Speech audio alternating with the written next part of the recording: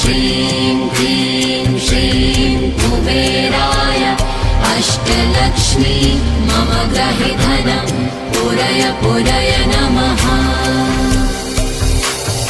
ॐ ह्रीं श्रीं क्लीं श्रीं कुबेराय अष्टलक्ष्मी मम गृहे धनं पूरय पूरय नमः। ॐ ह्रीं श्रीं क्लीं श्रीं कुबेराय अष्टलक्ष्मी मम गृहे धनं पूरय पूरय नमः।